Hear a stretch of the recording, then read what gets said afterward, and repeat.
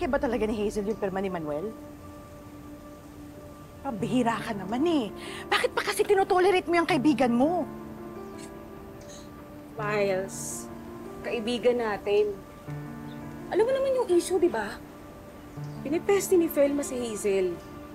Gusto niya lang ilayo si Manuel. Yun lang yun. At the expense of her husband's health?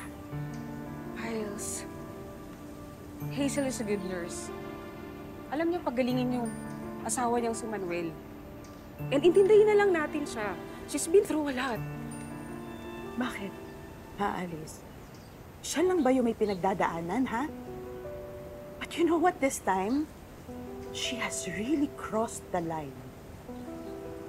Pero alam mo, bakit pa ako nagugulat pa? Ha? Si Hazel itong pinag-uusapan natin eh. College pa lang ganyan na siya. Wala siyang pakialam kung sinong gagamitin niya, sinong aapakan niya, sinong idadamay niya. Basta na makuha niya lahat ng gusto niya.